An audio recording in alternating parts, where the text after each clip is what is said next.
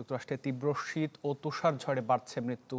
বিভিন্ন অঙ্গরাজ্যে এ পর্যন্ত প্রাণ হারিয়েছেন ৬৯ জন। স্থানীয় সময়ে বুধবার সকালে কয়েক শহরে তাপমাত্রা নামে বিপজ্জনক পর্যায়ে। পূর্বাভাস বলছে শুক্র ও শনিবার আরও খারাপ হতে পারে পরিস্থিতি।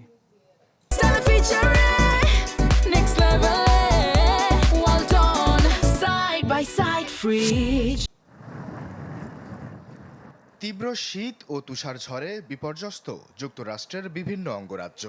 দুর্ঘটনা, ঠান্ডাজনিত কারণে বাড়ছে প্রাণহানি। শুধু নিউ ইয়র্ক সিটিতেই উদ্ধার হয়েছে অন্তত 10 মরদেহ। এছাড়া টেনেসি ও মিসিসিপি থেকেও মিলেছে মৃত্যুর তথ্য। দেশটির প্রায় 2/3 এলাকা ছেয়ে গেছে বরফের চাদরে, যার প্রভাবে ঝুঁকিতে 20 কোটি মার্কিনি। পূর্বাভাস বলছে তীব্র ঠান্ডা আগামী সপ্তাহ পর্যন্ত স্থায়ী হতে পারে পূর্বাঞ্চলের অনেক এলাকায়। স্থানীয় সময় বুধবার সকালে বিভিন্ন শহরে তাপমাত্রা নেমে যায় বিপজ্জনক পর্যায়ে।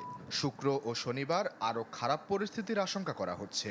ধারণা করা হচ্ছে দক্ষিণের যেসব এলাকা সাধারণত এমন ঠান্ডায় অভ্যস্ত নয়, সেখানেও তীব্র শীত অনুভূত হতে পারে। মিয়ামিতে 1 দশকের বেশি সময়ের মধ্যে প্রথমবারের মতো তাপমাত্রা নেমে যেতে পারে 40 ডিগ্রি ফারেনহাইটের নিচে। শুক্রবার সকাল থেকে সোমবার পর্যন্ত সর্বনিম্ন তাপমাত্রার অন্তত 80টি রেকর্ড ভাঙতে পারে বলে জানিয়েছে আবহাওয়া অফিস। চলমান পরিস্থিতিতে ব্যাহত হচ্ছে বিদ্যুৎ সরবরাহ। বুধবার পর্যন্ত 4 লাখের বেশি গ্রাহক বিদ্যুৎহীন অবস্থায় ছিলেন। সবচেয়ে বেশি বিদ্যুৎ বিভ্রাট দেখা গেছে টেনেসি, মিসিসিপি, লুইজিয়ানা ও টেক্সাসে। আবহাওয়াবিদরা জানান, চলমান এই শীত প্রবাহ কয়েক দশকের মধ্যে সবচেয়ে দীর্ঘস্থায়ী হতে পারে। এর মাঝেই শঙ্কা দেখা দিয়েছে পূর্বাঞ্চলে নতুন করে আরেকটি বড় শীতকালীন ঝড়ের।